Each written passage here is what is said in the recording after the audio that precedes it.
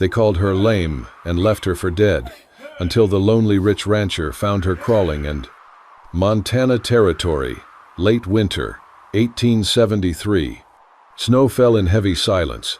A white curtain stretched over pine and rock. The wind had stilled, but the cold pressed deep into the bones of the land. Under a pale sky, Thatcher Rowe guided his horse through a narrow forest path where the snow reached up past the knees of his gelding. He had come to find a missing bay colt that had slipped the fence that morning. The search had taken him miles from his ranch, past frozen creeks and the faint outlines of game trails. His coat was heavy with frost, beard dusted in ice, and one ear, the right, heard nothing, dead silence that never quite stopped ringing since Shiloh. But now something else drew his attention. A mark in the snow, long, irregular, not hoof or paw. It dragged, human. He dismounted without a word, crouching low to examine it. The trail snaked through the trees, broken by crimson smears like scattered berries against white. He followed. Each step took him deeper into silence, past wind-scarred trunks and hushes of birdless branches. Then, ahead, he saw her. A woman. She crawled, barely, using her elbows. Her long skirts were torn and frozen to her legs. One boot gone, the other soaked through. Her left leg bent awkwardly, trailing behind her like dead weight. Her hair was tangled with snow and blood. Her eyes, those eyes held no fire, no pleading, only the blank hollowness of someone left too long in the cold. When she saw him, she flinched, but could not flee. Her lips moved, cracked and colorless. "They called me lame," she rasped, "and left me." She dropped her head to the snow, breath shallow. Thatcher knelt beside her, his voice low but firm. "Not today." He shrugged off his coat, wrapping it around her shaking frame. Her body was burning cold, skin waxen beneath the frostbite. He eased her into his arms, lifting her gently but with purpose. Her leg was bad, maybe worse, but she was breathing. He whistled once. His horse stepped forward, reins slack. With effort, he got her onto the saddle, then climbed up behind, anchoring her against his chest. She was so light, too light. The wind stirred again. Halfway through the forest, a gray shape slunk between trees. A coyote, then another, hungry, quiet. He tightened his grip on the reins, one arm still holding her upright. "You just hold on," he said softly. "Ain't your time." She didn't answer. Her head rested under his chin, breath uneven. The ranch lay still ahead, miles of snow and silence. But he rode steady, not fast. Rushing would break them both. The snowfall thickened as they reached the ridge. Below, his cabin stood alone, a dark shape against the white. Smoke from the chimney curled lazily, as if surprised by company. The porch was drifted over, but the barn door stood open, a lantern swaying within. By the time they reached it, his legs were numb. He dismounted stiffly, catching her before she slipped from the saddle. She stirred faintly. He spoke again, more to keep her tethered to this side of life than anything. "You got a name?" She didn't speak, didn't need to. He carried her up the porch steps. The wood creaked under their combined weight. The sky had turned gray as steel, and snow began falling harder, not in flurries now, but in a quiet, relentless curtain. He opened the door, warmth brushing against his frozen face, then kicked it shut behind him.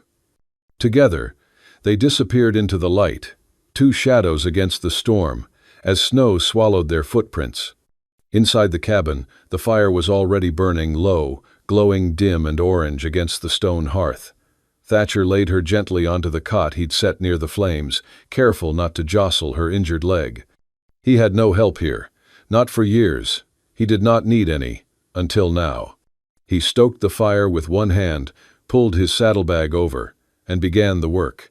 He had done this before, many times, on muddy battlefields, under cannon fire, with men screaming or worse, silent. Back then, he was Lieutenant Thatcher Rowe, Confederate artillery, before the shells deafened one ear and ended the noise forever. What lingered now was quieter. Ghosts. and memories. He cut away the frozen cloth from her leg, saw where the skin had torn and bruised. The wound was deep, red and angry under layers of dried blood and frostbite. "This'll sting," he muttered, though she was beyond hearing. He cleaned the wound with warm water, poured from the kettle he always kept filled. Then came the salve, herbs ground by hand, boiled with fat and pine resin. Thick, pungent, and meant to draw out rot. He worked with slow, practiced hands. Then he wrapped the leg in clean cloth, tied snug. She whimpered once, but didn't wake. Outside, the wind picked up. He rose, grabbing his rifle, and stepped out onto the porch. Snow hit his face like sharp needles. He squinted into the gray, saw movement, something quick, low to the ground. A lean shape in the dark. Coyote. Another rustled the brush nearby. He cursed under breath, then moved fast. In 10 minutes, one of them lay dead behind the barn, shot clean through the eye. He skinned it on the chopping block, working quickly, fingers stiff with cold. The meat he'd cook, the pelt, he needed more. Back inside, he placed the fresh hide over the woman's legs, then draped a heavy fur over her chest and arms. Her breathing was still uneven, but stronger now, visible in the firelight. The kettle whistled. He poured a mug of broth and sat in the chair opposite the fire, rifle resting by his boot. The wind moaned outside like a voice too tired to speak. Her lips moved in sleep, murmuring. He leaned closer. "No, not him, not my baby." She whimpered again, twisting weakly. He didn't speak, just sat there, jaw clenched, watching her relive whatever fire she had crawled from. Morning passed slowly. Snow slid down the roof in heavy sheets. The fire popped, and the smell of broth and smoke filled the room. Then, movement. Her fingers twitched. A low groan escaped her throat. He set the mug down, moved to kneel beside her. Her eyes fluttered, then opened fully. At first confusion, then fear. She stared at him, breath shallow. "It's all right," he said softly. "You're safe now." Her voice cracked. "Where am I?" "My ranch. You passed out on the North Ridge. I brought you back." She tried to sit up but gasped in pain. "Easy." She looked down at the hide over her, the blankets, the bandaged leg, then up at him. Her lips trembled. You didn't leave me." "No," he said. "I didn't." She blinked fast, then closed her eyes, breathing in deeply through her nose. Her hands clutched the blanket tighter. He stood slowly, turned toward the fire. Behind him, her voice came again, this time steadier. "What's your name?" "Thatcher Rowe." She hesitated, then said, Amelia Boone." The name hung in the warmth for a moment. A crackle of snow slid down the window pane. Outside, the storm eased. She reached out, her hand weak, searching for something. He moved to her side again. Her fingers brushed his coat sleeve. "Thank you," she whispered. For the first time since he'd found her, Thatcher allowed himself to exhale. "You're welcome." They said nothing more. Snow drifted beyond the windows. Inside, the fire burned steady, and for a moment, nothing was broken. Not the silence, not the two of them. Just warmth and survival. The room was quiet but not silent. The fire in the hearth crackled gently, casting shifting light across the wooden walls. Outside, a soft layer of snow reflected pale light through the small window, giving the room a silver hue. The warmth clung to the air, but so did a kind of stillness, fragile, temporary. Amelia's eyes blinked open. For a moment, she didn't move, her breath caught. Then her hands shot out, clutching the edge of the blanket, then the bed frame. "Where is he?" she gasped, voice brittle. "Where's the man who left me?" Her heart pounded. She tried to sit up too fast. Pain exploded from her leg, and she bit down a scream. Her hands trembled. Her eyes darted across the room, wide with fear. The door creaked open. Thatcher stepped inside, carrying a basin of warm water and a small tin of salve. His face was calm, but his eyes were watchful. "You're not his anymore," he said, voice low and firm. "You're safe." Amelia stared at him. For a second, she didn't know whether to believe him. Then, as if her body remembered what her mind hadn't yet caught up to, she slumped back onto the pillows, shoulders sagging. She closed her eyes. Her breath slowed, but her jaw remained tight. "I didn't mean to wake you," he said, placing the basin on the table. "But your fever's broken. That's something." She didn't answer. Thatcher knelt beside the bed, checking the bandages. When she flinched, he paused. "You want water?" he asked. She nodded faintly. He held the cup to her lips. She drank in small sips, then leaned back, wiped her mouth with the back of her hand. For a long moment, neither of them spoke. Finally, her voice came, cracked but steady. "The train was supposed to take us west. Me, my husband, and our boy. 2 years old. We were leaving the mess back east, starting over." She looked past Thatcher, eyes unfocused. It happened outside Cheyenne. The train was full of families, folks trying to make a new life. Then, they came. Thatcher listened, silent.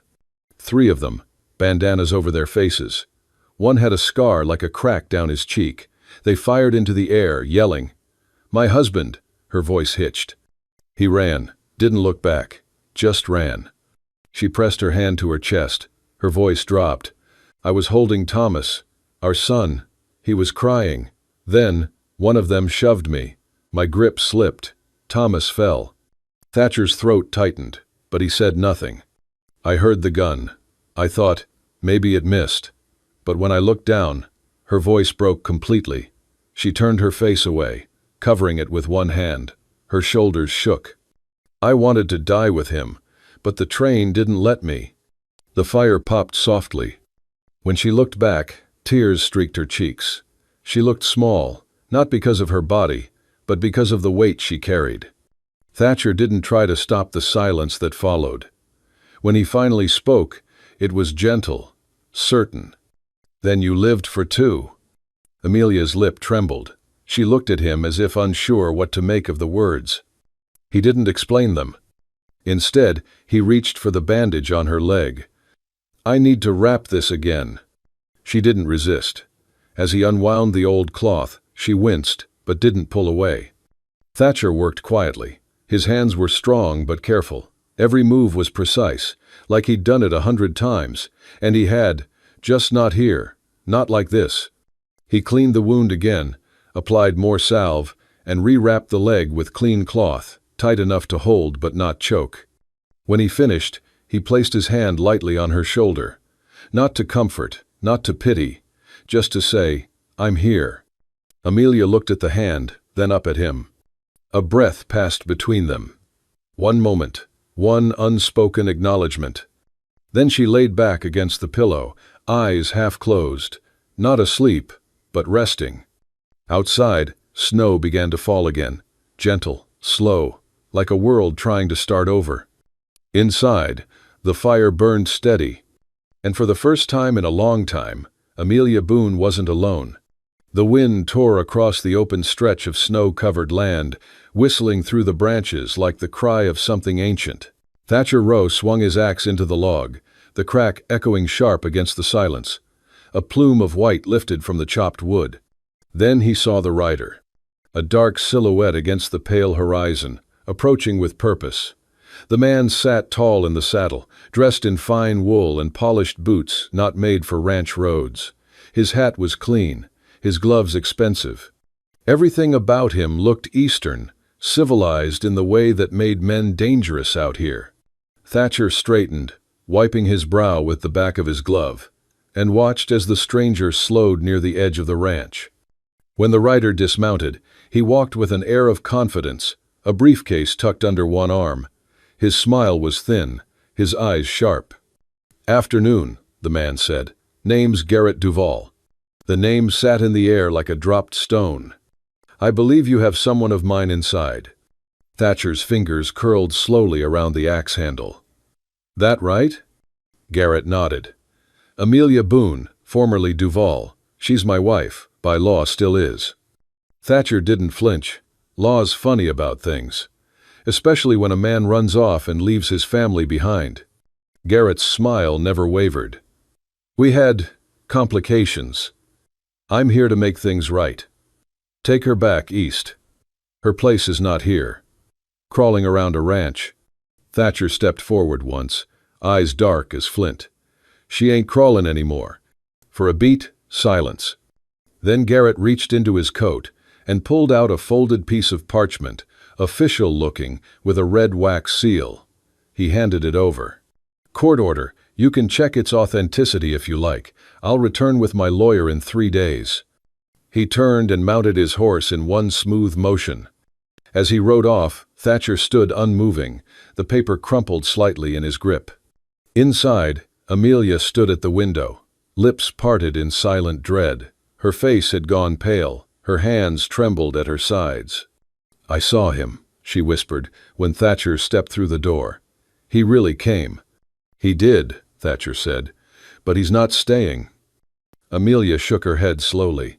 "He won't stop, not when he thinks I still belong to him." "You don't." She looked up at him, eyes wide and frightened, not of Garrett, but of losing everything she'd just started to rebuild. "I'll handle it," Thatcher said simply. That night, a hush fell heavy over the land. The wind had died, but something more dangerous moved with the darkness. Thatcher didn't sleep. He kept the lamp low, rifle by the door. Around midnight, the horses screamed. He was out the door in seconds, boots crunching snow, breath steaming in the cold. A flicker of movement near the barn. Then firelight. Garrett, crouched with a torch, ready to strike the hay. Thatcher raised the rifle and fired a shot into the air. Garrett froze, turned and ran, but Thatcher was faster. They collided in the snow, fists flying. Garrett swung wildly. Thatcher ducked, then landed a brutal punch to his gut, followed by a left hook that knocked him flat into the ice. Garrett gasped, coughing into the cold. Thatcher stood over him, chest heaving. "You don't get to call her yours," he growled. "Not anymore." By sunrise, Garrett was trussed like a calf and hauled behind Thatcher's wagon to the nearby fort. The so-called court order was fake. The soldiers took him in without question. That night, back at the ranch, Amelia sat by the fire, silent for a long time. Then she turned to Thatcher and said, "I thought I was a burden, something people carried until they couldn't anymore." Thatcher looked at her, his voice quiet. "You're not a burden." Amelia's voice trembled. "You made me feel chosen." Outside, the wind had calmed. The snow, finally, began to melt. The snow had started to pull back from the fields, revealing patches of frost-bitten earth beneath the weak spring sun. A week had passed since Garrett had been taken away, and the ranch no longer felt like a place of hiding. It felt like something else, something still fragile, but real. Amelia Boone stepped carefully along the porch, her wooden crutch thudding lightly with each movement. Her other hand clutched Thatcher's arm as he walked beside her, slow and steady. "You're not rushing me," she said, almost surprised. Thatcher gave a half smile. "Never met a horse that liked to be broken quick. People no different." They stopped at the fence line, where a few young colts grazed lazily. Thatcher gestured toward one of them, a sandy-colored filly with bright eyes. "Watch this," he said. He didn't raise his voice or snap his fingers. He just stepped close, letting the animal sniff his palm. Then he brushed his hand gently along her neck and murmured something low. The filly blinked and followed him with a calmness that looked like trust. Amelia stared. "You didn't force her." Thatcher shook his head. "You don't break a spirit. You show it. It's safe." Later that week, Junie showed up again. The little girl of Blackfeet blood had wandered in months ago with curious eyes and stubborn silence. Now she tugged Amelia's hand, holding up a slate. "Teacher," she said simply. That word caught in Amelia's chest. She looked to Thatcher. He nodded. "She's been waiting on you." Within days, more children came, quiet ones, wild ones. Amelia gathered them near the cabin and taught them letters, shapes, and songs. She sat beneath a tree with her crutch beside her, reading from a book with cracked leather binding. But one morning, something shifted. It was clear and cold. the sky a blinding blue. Thatcher stood by the fence, arms folded, watching the children recite their words. Amelia turned to the makeshift board nailed to the cabin wall and picked up the chalk. Her hand trembled slightly, as it always did when she stood too long. She wrote, "Hope." Her heart raced. Then, without thinking, she let go of the crutch. She stood. The board swam slightly in front of her, her legs burning, the ache deep in her bones. She wobbled. Gasps came from the children, and then hands caught her from behind, warm and steady. Thatcher's voice was right at her ear. "That's the bravest thing I've seen since the war." She laughed softly, half in disbelief, half in relief. The children clapped. Junie shouted. Teacher stood. That night, on the front porch, they sat in silence. No fire, no sound, but the breeze and the occasional creak of the wood. Thatcher had removed his coat, sleeves rolled to his forearms. Amelia glanced at the deep scar running along the edge of his jaw, the mark of something long healed, but not forgotten. "You've been carrying things too," she said. He nodded slowly. "Shell burst in the ravine. I was the last one out. Left my captain buried under the rocks. I still hear the wind from that night. On the side I can't even hear anymore." Amelia reached out, cupping his face with one hand. "Then let's stop counting the dead," she whispered, "and start counting what we saved." Thatcher didn't move for a long moment.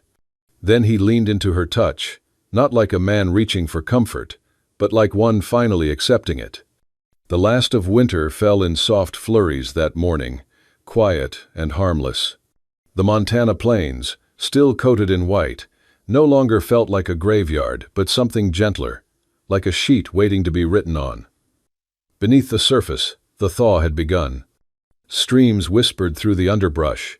The wind, while cold, no longer cut like a blade. It was a farewell breeze. Thatcher Rowe helped Amelia down from the porch, careful with every step. Her crutch bit into the soft earth where snow gave way to mud, but she moved with more ease than even the day before. They made their way to the open field. He said little, guiding her through the thin layer of melting frost. The colts had been moved to pasture. The land was quiet, save for the occasional crackle of ice breaking beneath its own weight. At the edge of the clearing, Thatcher stopped. Amelia looked at him. "This where you come when you don't want to talk?" she asked, smiling. He looked out across the field. "Sometimes." She waited, sensing something unspoken behind the silence. Then he asked, "Would you want to leave this behind, if you could walk without pain, if you could go anywhere?" Amelia didn't answer at once. She looked at her feet, at the boot still braced and bound. Then she lifted her eyes and took in the trees, the fences, the modest ranch behind them, and the man before her. "I'd only want to leave," she said, "if you're not walking beside me." Thatcher inhaled once, slow and quiet. Then he dropped to one knee. Not in the grand, polished way of a suitor, but simple, grounded, steady. His gloved hand reached for hers. "I don't have a ring," he said, "and I don't need you to promise forever." He looked up at her, the silver in his eyes shining under the pale sun. "Just promise to keep standing, and let me stand beside you." Her breath caught. No flourish, no pity, no kneeling prince. Just a man, asking for a place in her life. Amelia's fingers curled into his. Then slowly, she let her crutch fall into the snow. Thatcher tensed to catch her, but he didn't need to. Her foot found balance. Then the other. She stood, both feet beneath her, back straight, shoulders lifted. She looked down at him, tears rising but not falling. "I promise," she whispered.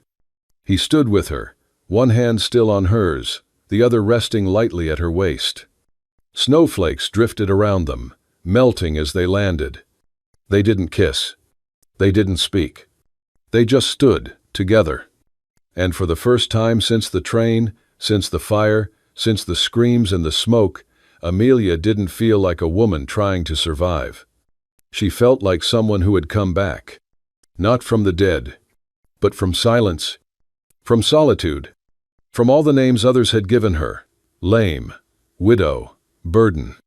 Now she had only one name, and it was hers to give. The sky above the clearing was a pale, forgiving blue. The snow had receded into patches, leaving the soil damp and the grass struggling to rise. It was neither winter nor spring, only that tender pause between seasons, when the world seemed to hold its breath. Amelia stood at the edge of the field, her hand resting on Thatcher's arm. Her dress was simple, cream linen laced at the sleeves, hem trailing slightly in the mud. Her right leg was still braced, but it did not hinder her now. Her steps were steady, purposeful. "I buried my heart here," she said quietly, "but maybe it is where it can be reborn." Thatcher said nothing. He only nodded, one hand holding hers, the other carrying the wooden box they'd carved together. Inside were a few small keepsakes, tiny shoes, a broken toy horse, and the only photograph she had of her son. Together, they walked to the shallow rise beneath an old sycamore tree, the same tree that had sheltered her from the wind all those years ago, when she had used her bare hands to dig a grave in the frozen earth. No cross had marked it then, just a mother's sorrow and silence. Now, they built something more. Thatcher set the box down gently. Amelia arranged white flowers, wild alyssum, collected by Junie, and tied them with simple twine. She placed the photo inside a carved wooden frame, setting it at the center of the altar. "He didn't get a funeral," she murmured. "He didn't get a name spoken after it all. But he gets this, and he gets today." Behind them, footsteps approached softly. Junie, in a pale blue dress, held a small basket of petals. The old minister, back straight despite his years, followed with a leather-bound Bible in hand. He had ridden from the army post that morning, and though the journey was long, he had not hesitated. He owed Thatcher his life, and today he would give back something sacred. The ceremony began without grand speeches. There were no guests, no music, only wind in the trees and the sound of Junie's laughter as she scattered petals in the grass. Amelia stood facing Thatcher, her shoulders lifted high, her eyes holding his without fear. The altar behind her, a reminder of everything she'd lost, and everything she had now chosen. The minister asked for their vows. Thatcher went first, his voice low and sure. "I don't have fancy words, just one truth. You don't need to carry the past alone anymore. Not while I'm standing." Then Amelia, hand in his, answered softly, "You said I lived for two. Today I choose to live for three." Her voice wavered, just once, but her gaze did not. And as those words fell into the still air, they didn't drift away like smoke. They settled, into the earth, into the space where grief had once taken root. The minister nodded, closing his book. "Then by the grace given to me, I pronounce you husband and wife." There was no applause, no music, just a kiss.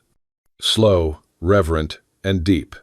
It was not the beginning of something new. It was the closing of an old wound, a sealing, a vow not only to love, but to rebuild from ruin. Behind them, Junie reached for Amelia's hand and whispered, "He's smiling now, isn't he?" Amelia bent down, kissed the girl's forehead, and said, "Yes, baby," from somewhere warm. Thatcher turned to face the altar one last time.